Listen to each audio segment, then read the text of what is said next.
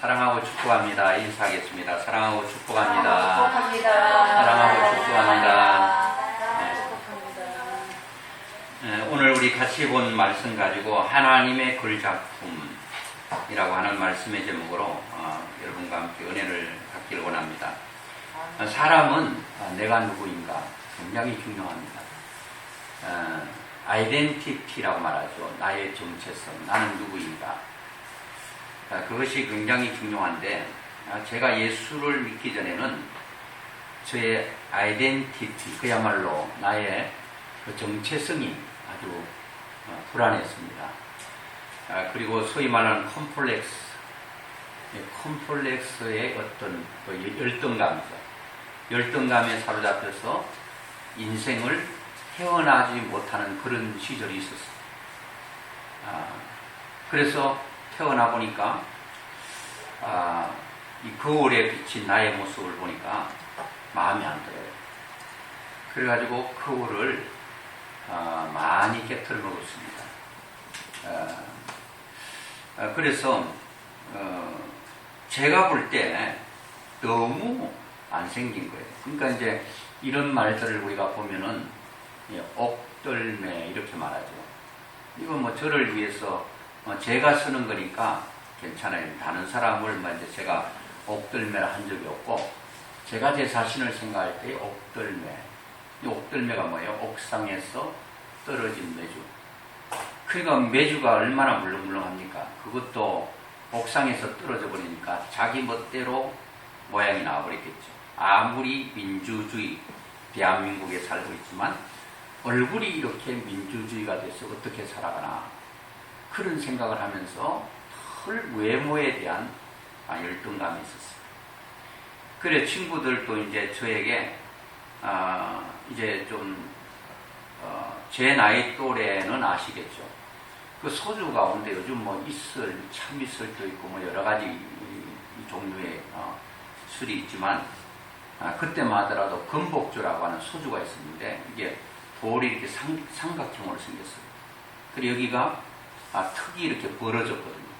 그 친구들이 그 노래했잖아. 건복주. 그걸 막 하는데, 친구들은 뭐 저를 놀리기 위해서 한 게 아니에요. 근데 턱이 단지 건복주처럼 이렇게 좀 크다 해서 건복주라고 했어요. 그래 가만보니까 우리 집 식구들은 다 괜찮아요. 우리 식구 아시는 분들은 아시겠지만, 우리 큰 누나는 잘 모를 거예요. 큰 누나는 아주 절색가입니다. 10인 10색의 얼굴을 가지고 있습니다. 저는 누나지만, 야, 저렇게 이쁜 사람 또 세상에 또 있을까 할 정도로, 그 정도로 얼굴이 빼어난 미모를 가지고 있었어요. 누나와 나를 비교하니 나는 왜 이렇게 못난 사람인지 몰라요. 그리고 우리 형이 있는데, 3살 위 형이 있는데, 형도 지금은 이제 나이가 좀 먹고 나니까 좀 그 얼굴이 안 나오는 것 같아요. 그런데도 굉장히 잘생겼어요. 제 동생은 이제 뭐 이 코로나 때문에 못 나오는데, 이제 나오면 아시겠지만, 여러분 아시잖아요. 지금은 얼마 전에도 봤는데 얼굴이 많이 상했어요. 뭐 이제 나이가 한 뭐 55 이렇게 되니까 그런지 몰라도, 어릴 때는 그렇게 깎아놓은 밤풀처럼 그렇게 이뻤어요. 제가 볼 때도 잘생겼어요. 그러면 이제 3남 2녀 중에 누가 남는가 하면 우리 이제 둘째 누나, 강산이 엄마, 그리고 저하고 이렇게 남은 거예요. 이야, 이제 형이라든지 누나라든지 동생은 아버지를 닮았고, 또 우리 아버지는 또 잘생겼죠. 그러니까 뭐 아이고, 그 아들이 그 아버지지 뭐. 저를 보면 우리 아버지 생각하면 큰 오산이. 그 아들이 그 아버지가 아니에요. 그 아버지의 그 아들 같으면 외모로 본다면 제가 상당히 빼어난 외모를 가졌어야 되죠. 저는 우리 어머님 아시잖아요. 어머니를 닮았다고 해서 어머니를 한 번도 학교에 모시고 간 적이 없어요. 우리 어머니가 밭으로 돌로 일하러 가면서 내 친구 엄마들이 옷을 갈아입고 깨끗이 하고 학교로 향할 때 우리 어머니가 묻습니다. 보현아, 너 친구들의 엄마는 오늘 학교 무슨 가는 날인데, 학교 부모님 소집하는 날 같은데 왜 너는 나에게 학교 가자고 얘기하지 않았는가? 아이고, 뭐 학교 뭐 별 뭐 중요한 일이 없다고. 그냥 덜에서 논에서 일하는 것이 100번 낫고 1000번 낫다고 한 번도 우리 어머니를 다른 사람 앞에 이렇게 소개한 적이 없어요. 왜냐하면 제가 어머니를 닮았고, 제가 어머니를 닮았는데 제가 저를 인정하지 않게 되는 거예요. 그런데요, 참 부모님하고 자식하고는 여러분 아시죠? 뗄래야 뗄 수 없는 관계. 자식은 부모에 대해서 인정하지 아니하고, 그리고 다른 사람 앞에 내놓을 만한 뻔듯한 게 없으면 숨기는 예가 많아요. 시골에서 논 팔고 밥 팔고 뭐 소 팔고 돼지 팔고 팔 것 다 팔아서 대학에 유학 보내서 서울대학에 용케 들어갔어요. 엄마가 서울대학 들어가는 아들을 위해서 고추장, 된장, 이거 뭐 요즘은 완전 밀폐된 게 있지만 과거에는 그 대충 덮고 오잖아요. 그러면 된장 냄새가 얼마나 납니까? 간장 냄새가 얼마나 납니까? 간장 조금, 된장 조금 머리에 이고 서울대학 앞에 아들을 기다리고 있는데, 엄마는 수천 명이 몰려와도 내 아들만 보이는 거예요. 내 아들만 최고인 거예요. 키가 작으면 어떻고 외모가 조금 남들보다 빠지면 어떻습니까? 내 아들이요 딸 외에는 전혀 보이지 않는 거예요. 오늘 말씀에도 하나님의 눈에는 우리를 볼 때에 부모가 자식을 보는 그 이상의 놀라운 가치로 보고 있다는 것이 오늘 본문 말씀인데요. 그래, 엄마가 보니까 아이고 아들이 나오네. 그런데 그 아들 옆에 누가 또 손잡고 오는데 보니까 아주 예쁜 아가씨하고 손잡고 오길래, 야, 엄마가 얼마나 아들을 보고 싶었겠어요. 아무리 옆에 붙어있는 딸이 다른 자매가 이쁘도요, 이쁜 딸이 안 보이고 자기 아들만 보이는 거예요. 아들을 부르면서 너무 반가웠어. 엄마가 달려가니까 아들은 생하네. 못 본 척하고 지나가요. 반기는 엄마와 모른 척하고 외면하고 지나가는 아들과 사이에 이 아들 옆에 붙어있는 자매가 이상한 기류를 느끼고, 저분 누구야? 몰라, 나도 모르는 사람이야. 이런 배은망덕한 사람이 어디 있습니까? 부모는 나를 이 땅에 있게 한 근원적인 존재예요. 물론 부모님의 몸을 통하여 우리가 태어나고, 그 근본적으로 하나님께서 우리의 부모님의, 육신의 부모님의 몸을 통하여 나를 이 땅에 근원케 하고 이 땅에 태어나게 한 존재가 바로 부모님이에요. 잘나도 부모님, 못나도 부모님, 나를 이 땅에 존재케 한 그 사실 하나만으로도 자식은 부모에게 아무리 잘해도 잘할 수가 없어요. 여러분들이 그 부모님이 몇 살 때 여러분을 가졌고 낳았는지는 모르겠어요. 그보다도 1년 전에 돌아가셨더라면 여러분이 이 땅에 존재할 수가 없다는 거예요. 저는 우리 어머니에 대해서 그렇게 생각했어요. 어머니는 이렇게 못났다고 생각하는 이 열등감 충만인 아들을 어떻게 생각하느냐? 최고로 생각, 최고로. 저는 후에 그런 얘기를 듣고 죄송하고 미안하고 그랬는지 알 수가 없어요. 여기 수원역에서 큰 누나를 만나기 위해서 의정부까지 갈 때 얼마나 수많은 사람들이 타고 내리고 했겠어요. 연세가 드셨으니까 자리를 잡았겠죠. 그 옆에 비었다가 사람이 타고 내리고 하는데, 사람 탈 때마다 옆에 완전히 초면인 사람 남녀노소를 불문하고 푹 찔러가지고 우리 아들이 누군지 아냐고 이렇게 물었다고 해요. 아유, 제가 할머니 아들을 어떻게 알겠습니까? 우리 아들이 목사님이라고.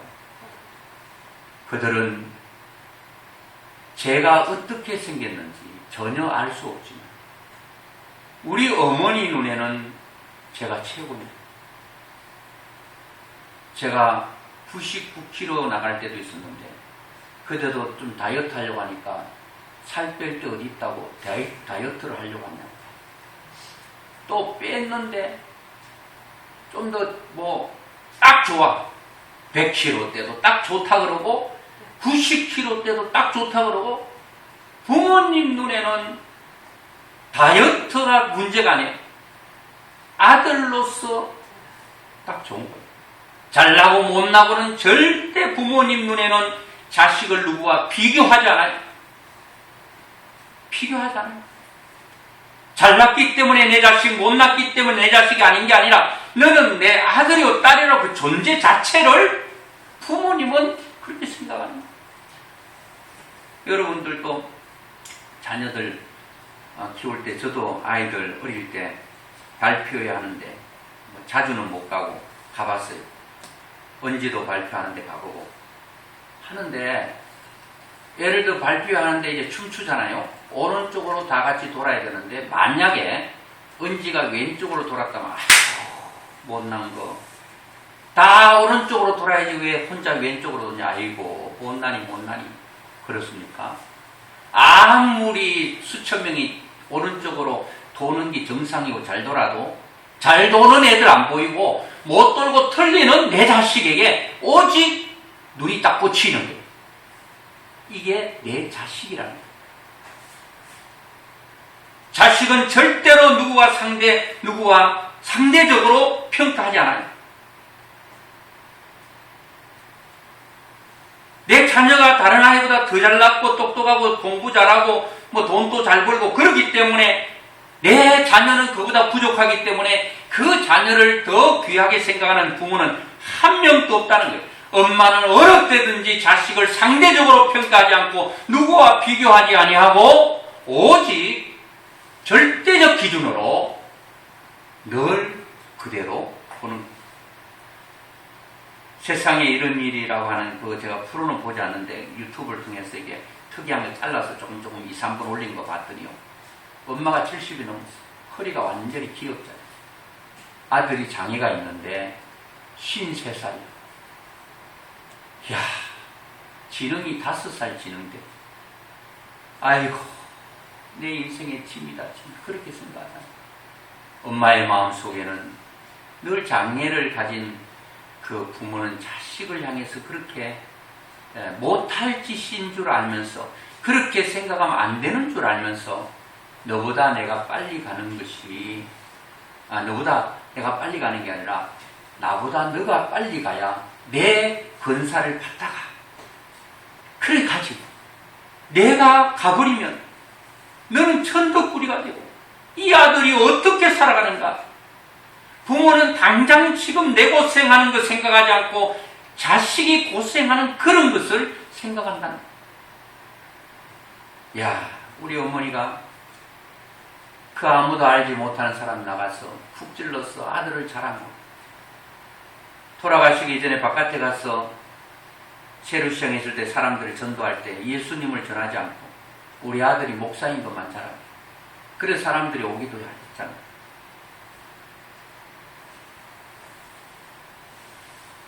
오늘 저는 이 외모에 대한 컴플렉스가 있어요. 그리고 몇 가지가 있는데 다 할 수가 없고, 그런데 결정적으로 제 자존감은 0.1%가 아니에요. 플러스가 아니라 마이너스 100 정도로 제 이 열등감이 있었어요. 근데 결론적으로 지금은 어떠냐? 제가 지금은 열등감에 완전히 족쇄에 묶여가지고 수갑이 차지고 감옥에 나를 가두어서 꼼짝 못하는 그런 사람으로 보느냐? 그렇지 않아요. 지금은요, 열등감이 뭡니까? 자존감이 100이면 최고인데, 자존감이 200이 돼서 고대가 넘을 정도예요. 며칠 전에도 제가 말씀을 전할 수 있는 기회가 있어가지고 거기에 뭐 말씀 전하는 사람 프랭카드에 가보니까 쭉 적어놨더라고.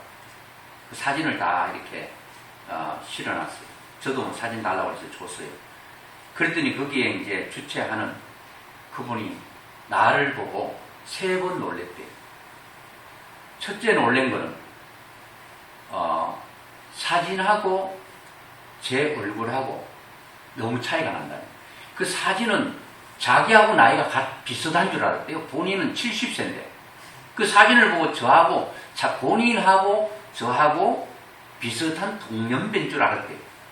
그리고 말씀을 전하기 위해서 마스크를 끼고 올라갔습니다. 마스크를 낀 내 모습이 아무리 봐도 사진에 비친 사람과 딴 사람 같더라는 거예요. 그래서 지금 강사가 바뀌었나 그렇게 생각했다는 거예요. 그리고 난 후에 이제 밥을 안 먹으려고 갔는데 밥을 먹을 수 있는 좀 많이 떨어져가지고 밥을 먹었습니다. 그러더니 3번째 또 놀랬대요. 왜냐하면 마스크를 낀 저의 모습과 마스크를 벗은 저의 모습을 보고 깜짝 놀랬다는 거예요. 세상에 이렇게 잘생긴 분이 마스크로 얼굴을 다 가렸네. 마스크보다도 사진보다도 마스크로 본 내 모습이 제일 낫고, 야 그래도 내가 생각할 때 야 감사하네요. 천만다행입니다. 마스크 낀 게 마스크 벗은 것보다 훨씬 낫다 그러면 마스크 벗어야 될 때도 저는 마스크를 끼야 좋다 그러면 마스크를 끼야 되지 않겠습니까? 마스크를 낀 것보다도 벗은 것이 낀 것보다 훨씬 낫고, 마스크 낀 것보다도 사진보다도 마스크 낀 게 더 젊어 보이고, 아우 그래요. 지금은 오래전에 만났던 사람들도 만나면 왜 목사님은 늘 청년 같았냐고 그렇게 얘기하네. 저는 뭐 나이가 안 먹습니까? 나이가 15년 전에 만났던 사람도 야 목사님 15년 전이나 15년 후나 같으네요. 그러길래 야 15년 전에 제가 그렇게 많이 늙었었나 그런 생각을 했어요. 제가 지금은 이 말씀을 준비하면서 어떤 생각을 했는가 하면 야 키가 너무 크다. 조금만 작았으면, 아니면 제가 늘 생각했던 거 눈이 너무 작아서 아이들이 놀리면서 와이셔츠 단축구멍이라고 이렇게 놀렸어요. 눈이 작다고. 그때 내가 생각할 때 야 눈이 요거보다 조금만 더 컸으면 좋았었는데 그런 생각을 할 때가 있었거든요. 그리고 턱이 많이 벌어져 가지고 어느 날 수건으로 나온 턱을 윗머리하고 같이 싹 가리니까 얼굴이 괴로움하니 괜찮아요. 여러분 턱을 깎아내는 잘생기게 보이게 하기 위해서 예뻐 보이기 위해서 턱을 깎는 그 고통도 참아내면서 깎는 사람 있잖아요. 야 턱이 이렇게 조금 괴로움했으면 좋겠다 그런 생각을 한 적이 있거든요.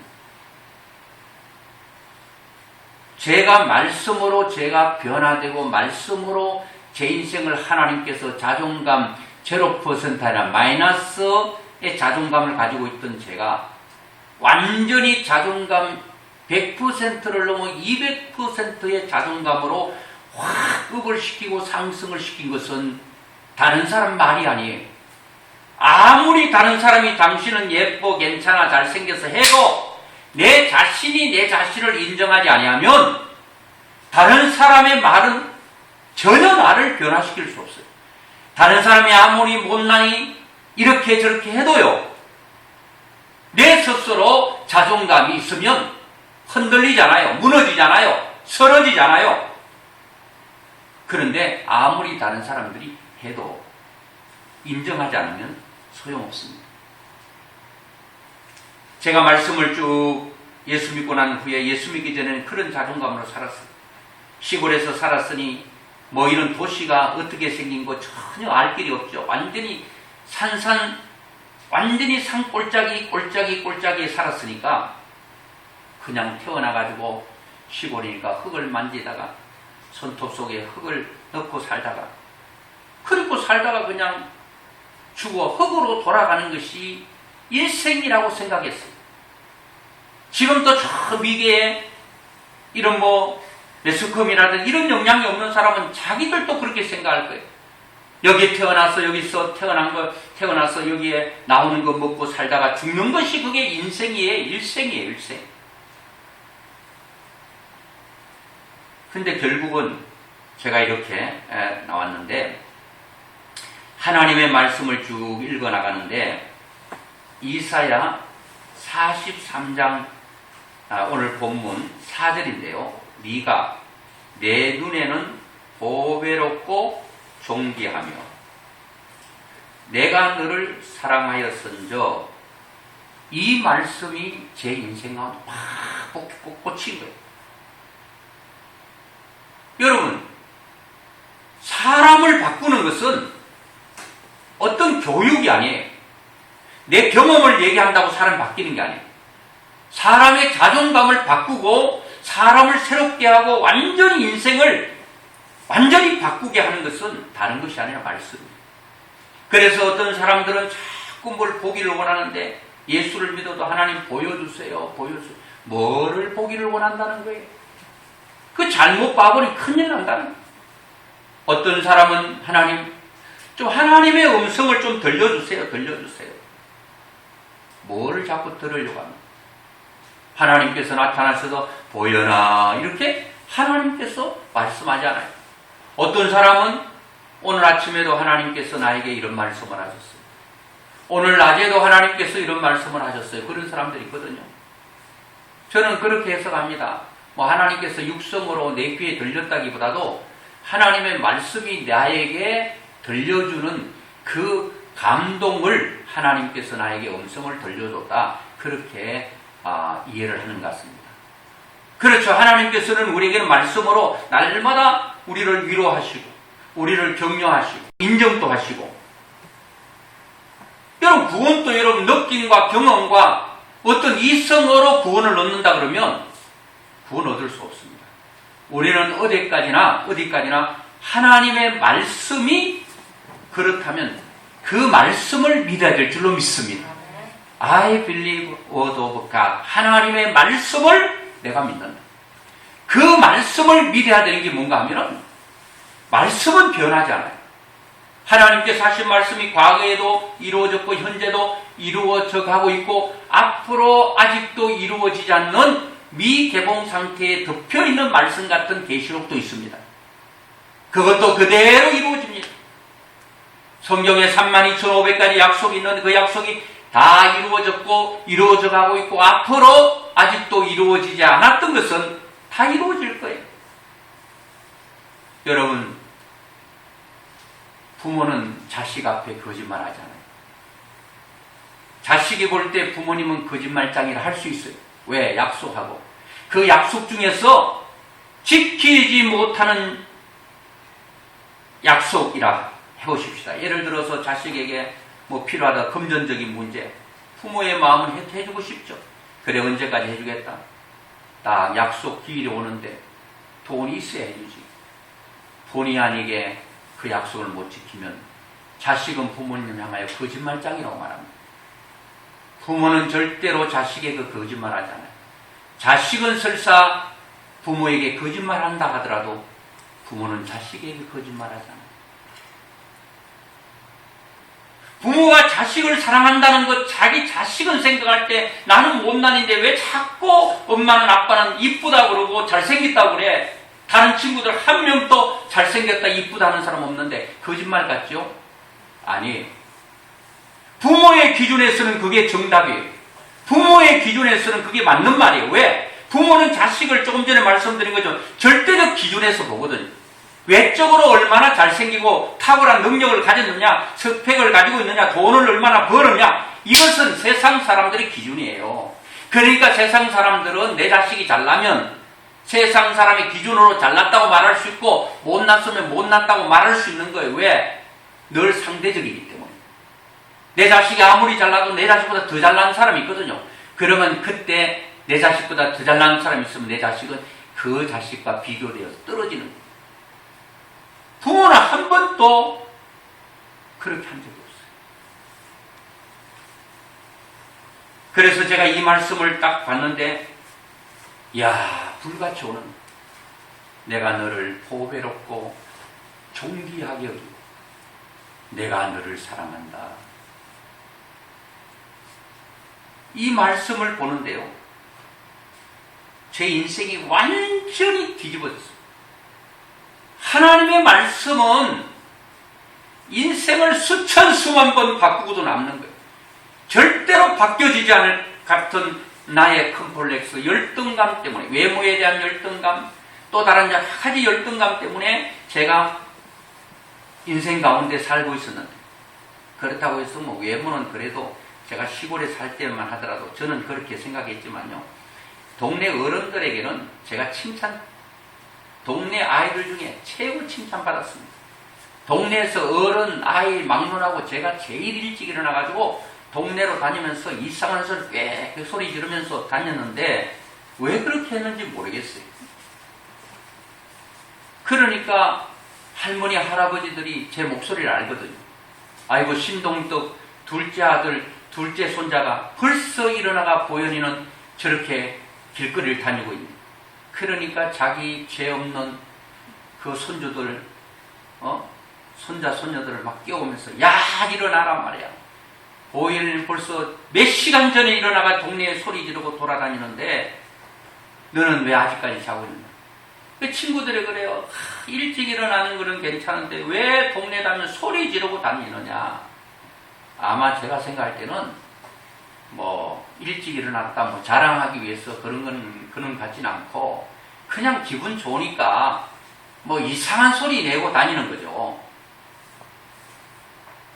그래, 동네 사람들 볼 때마다 인사하고, 야, 세상에 모든 사람 다 망해도, 보현이는 성공한다 그랬어요. 제가 서울에 초등학교 졸업하고 올 때도 어른들 다 인사할 때에, 그 믿지 않는 사람이죠. 한 명도 안 믿죠. 그들이 다 축복하고 나를 서울로 보냈다니. 제가 서울 가서 돈 많이 벌어 올게요. 돈 많이 벌어오면 맛있는 것도 많이 사다 드리고 이렇게 하겠다고. 그리고 마을 회관도 내가 지어드리고 엄청난 공약을 하고 왔죠. 근데 사람들이 한 명도 그거를 부정적으로 보는 사람이 없었어요. 왜? 그렇게 부지런하고 그렇게 인사성 있고 그런 아이가 왜 안 되겠냐는 거예요. 아무리 동네 사람들이, 할머니, 할아버지들이 나를 치피세우고 해도 제 자존감은 올려지질 않는 거예요. 인생의 자존감은 내가 어떤 사람인가를 알게 될 때, 나의 정체성을 알게 될 때, 내가 얼마나 소중한 사람인가 알게 될 때 이게 확 올라가는 거예요. 자, 여러분, 오늘 본문 말씀은 이스라엘 백성들을 구원하겠다는 말인데요. 우리 1절을 한번 보겠습니다. 1절. 1절에 보니까, 야곱아, 너를 창조하신 여호와께서 지금 말씀하시느니라. 이스라엘아, 너를 지으시니가 말씀하시느니라. 너는 두려워하지 말라. 내가 너를 구속하였고 내가 너를 지명하여 불렀나니 너는 내 것이라. 이렇게 말하고 있거든. 야곱아, 이렇게 말하면서, 야곱아, 너를 창조하신 여호와께서. 야곱의 아버지는 누구예요? 이삭이죠. 이삭. 어머니 리브가잖아요. 그런데 야곱아, 너를 창조하신 여호와께서, 부정모혈 이삭과 리브가 사이에서 야곱이 나왔는데, 예스하고 쌍둥이 형제가 나왔는데 어떻게 너를 창조한 자가 하나님이라고 말합니다. 여러분, 이 땅에 태어난 것은 여러분들이, 어떤 사람은 그래요.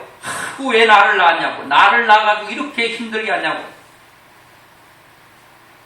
내가 이 땅에 존재한 것은 부모님이 나를 이 땅에 존재케 한 게 아니에요. 또 엄마 그러네. 야, 내가 이 나이에 너를 임신하고 나면은 너도 고생 나도 고생. 그래서 너 뛰려고 엄청 노력했다. 높은데 벌쩍 뛰어내리기도 하고 무슨 약도 감기약 먹으면 된다고 그래서 먹고 떨어뜨리려고 했는데 너가 끈질기게 안 떨어뜨려지고 이 땅에 태어났다. 그 얘기 자꾸 들은 아이는, 이야, 나는 벌써 뱃속에 없어부터 인정받지 못하고 살다가 태어나니까 누가 나를 인정하겠어. 자존감이 완전히 떨어지는. 자식들이 그런 얘기 하면 안 돼. 설사 그런 일이 있더라도 너를 가졌을 때 내가 얼마나 행복했는지, 얼마나 기뻤는지 알 수 없어. 아니나 다를까 너가 태어나서 지금 내 앞에 존재한다는 것, 내 눈앞에 있다는 것이 얼마나 축복인지 모른다. 이렇게 얘기해도 부족할 판에 그런 부모 많죠. 야고바라고 하는 것은 야곱아라고 말하고 뒤에는 이스라엘아 이렇게 말합니다. 야곱은 변화되기 전에, 이스라엘로 변화되기 전의 이름입니다. 이거 비교하고 있잖아요. 똑같은 사람이잖아요. 창세기 32장에 야곱이가 이제 20년 후에 형을 속이고 형의 축복권을 가로채서 형의 노여움을 피해서 바단나라 외삼촌 집에 갔다가 다시 20년 만에 돌아올 때 야복강 나루트에서 기도하다가 하나님을 결정적으로 만나게 됩니다. 그리고 하나님께서 야곱에게 이름을 묻고 너의 이름이 뭐냐? 저는 야곱입니다. 야곱이란 말은 약탈자, 속이는 자, 거짓말장이, 세상에 좋지 않는 이름이, 그 모든 내용이 야곱이라고 하는 이름 속에 포함되어 있습니다. 이제는 야곱이라 하지 말고 이스라엘이라고 해라. 이스라엘은 하나님과 겨루어 이긴 자라고 하는 이름이거든요.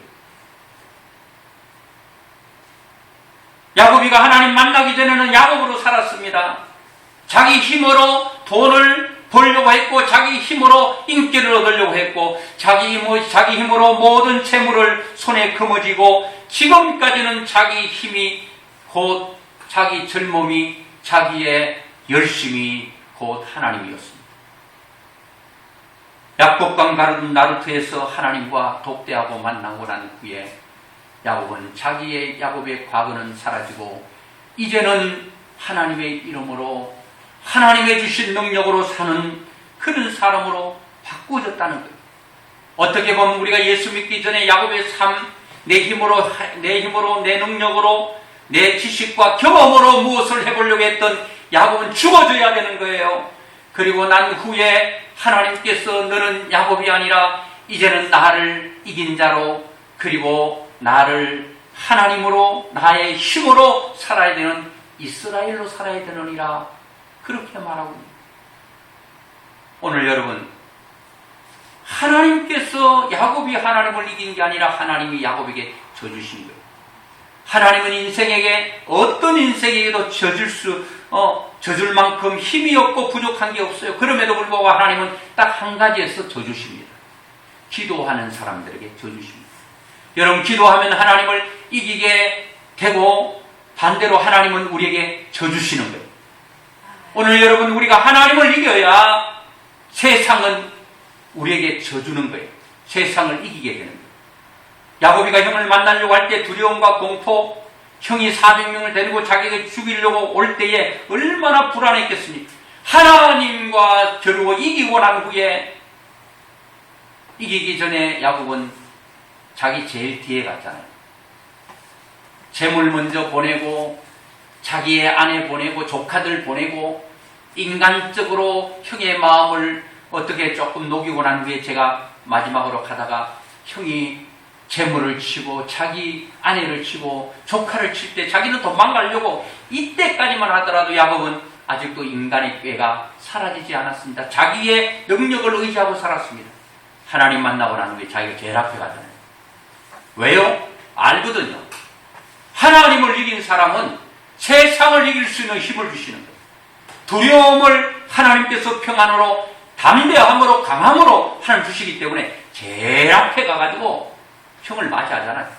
근데 형이 어땠어요? 동생 죽이러 왔다가 동생 보는 순간에 와가지고 어깨를 어금 맞대고 엉엉 울잖아요. 하나님을 이기고 나면 하나님이 세상을 이길 수 있도록 다 도와주시는 거예요. 하나님께서 말합니다. 야곱아, 너를 창조하신 여호와께서 이제 말씀하신다.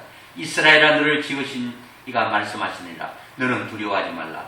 내가 너를 뭐했고요? 구속했다는 것은 대가를 주고 너를 샀다는 말이에요. 물건을 살려면 여러분, 그 물건의 가치에 따라서 내가 지불해야 될 그런 금액이 있잖아요. 귀한 거 살려면 그만큼 많은 대가를 지불해야 돼요.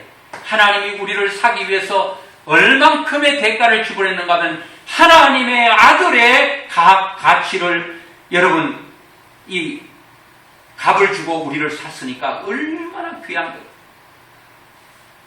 저는 이 말씀 보기 전에 사절만 보고, 야, 하나님이 나를 보배로운 거지. 그래, 내가 이 말씀에 얼마나 은혜 받고 하루에도 수백 번 내가 너를 보배롭고 존귀하게 여긴다는 게 내가 너를 거기에요. 제 이름을 넣었어요. 보현이는 여호와 보시기에 존귀한 자다. 보현이는 여호와 보시기에 사랑스러운 자다. 보현이는 여호와 보시기에 존귀하고. 여러분, 그리고 내가 너를 사랑하고 하나님께서 우리를 보배롭게 여긴다는 이 말씀이 얼마나 여러분 힘이 되는, 이렇게 귀한 존재이니까 2절 한번 우리 같이 보겠습니다. 시작. 내가 물 가운데로 지날 때에 내가 너와 함께 할 것이라. 강을 건널 때에 물이 너를 침몰하지 못할 것이며 내가 불 가운데로 지날 때에 타지도 아니할 것이요 불꽃이 너를 사르지도 못하리니. 아멘.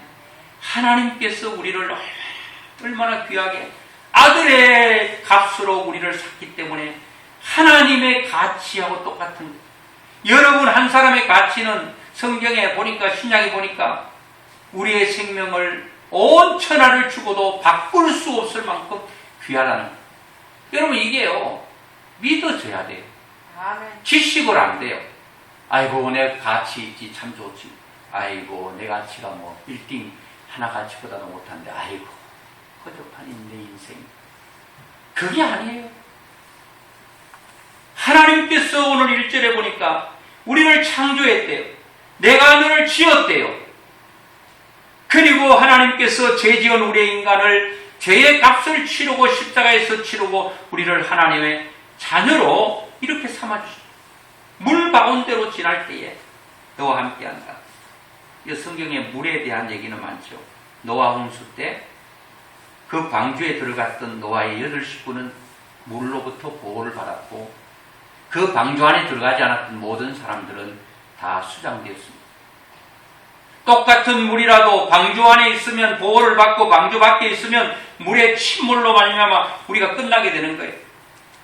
모세는 어때? 모세 이름 자체가 모세에서 물에서 건짐을 당했다. 모세가 물속에서 건짐을 당하는 것도 하나님의 정확한 타이밍에 의해서 모세는 건짐을 당한 거예요.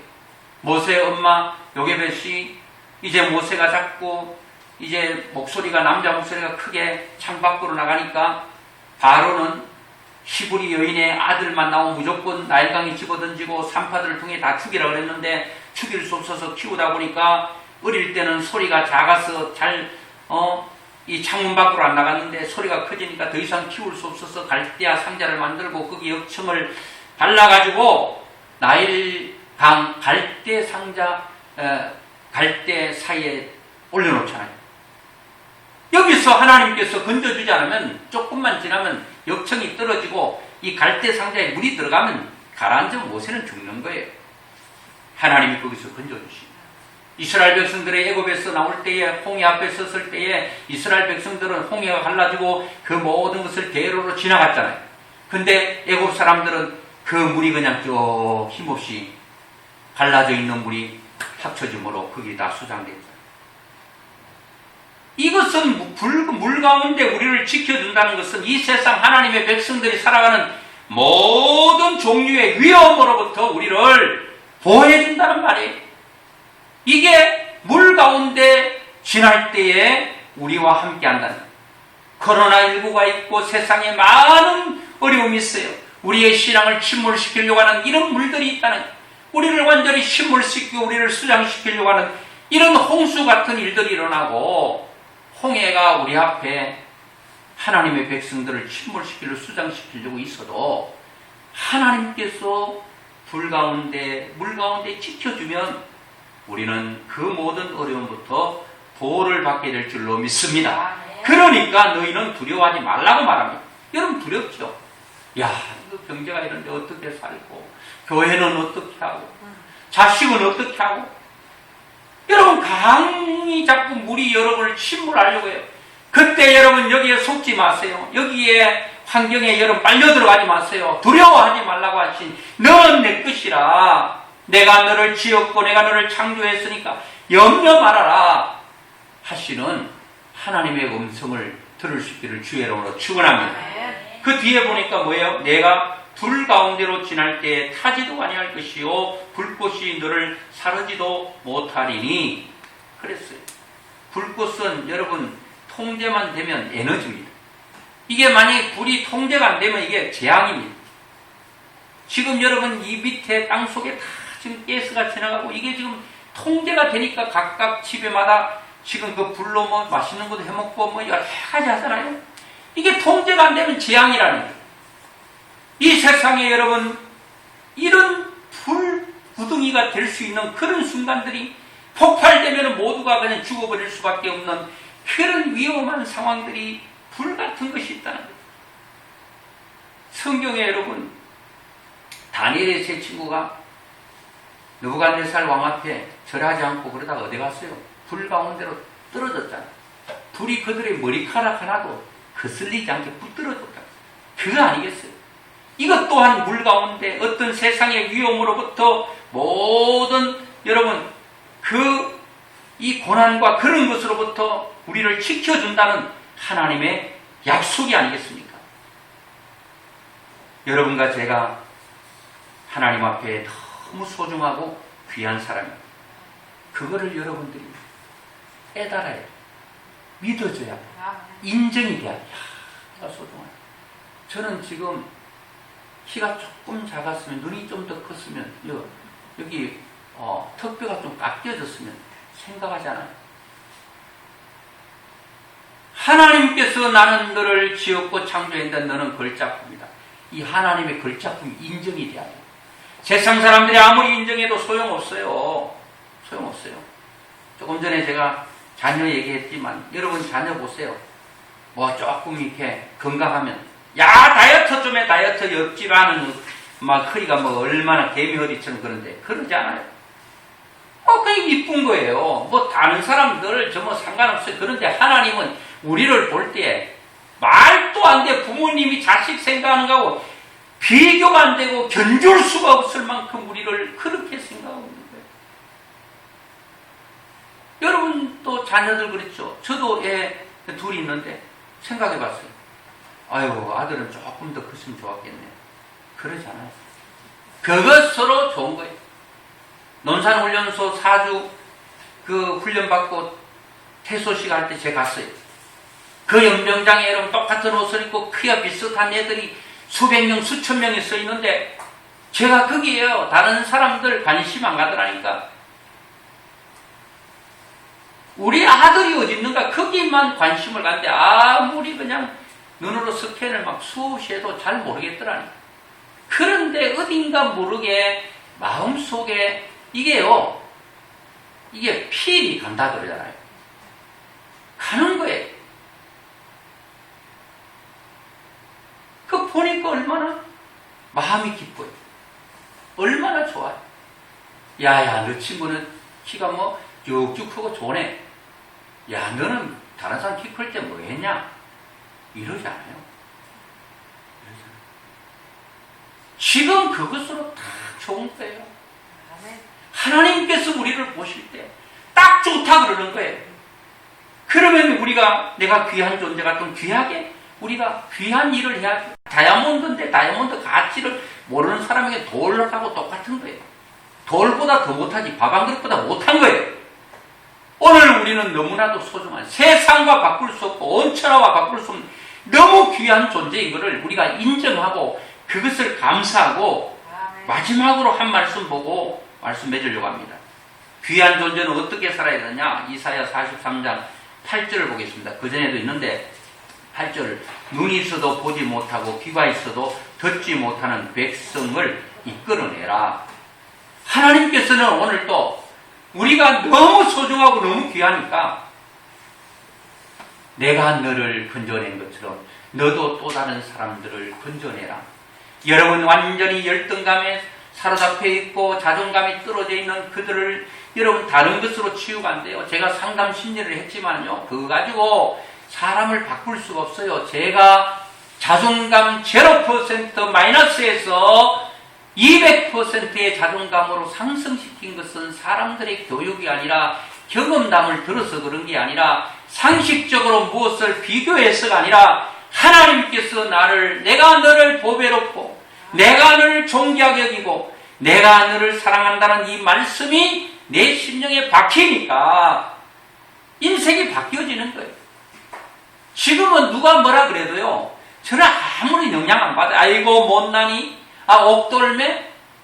괜찮아. 나는 옥돌매 아니니까. 그리고 사람은 껍데기야.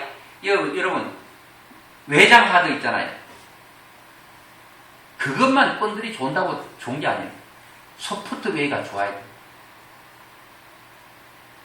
아무리 바깥이 뭐 화려해도요, 속이 텅텅 비어버리면 안 돼. 다 쓰러져가는 집에 인테리어 쑥 해가지고 붙인다고 뭐 온전해집니까?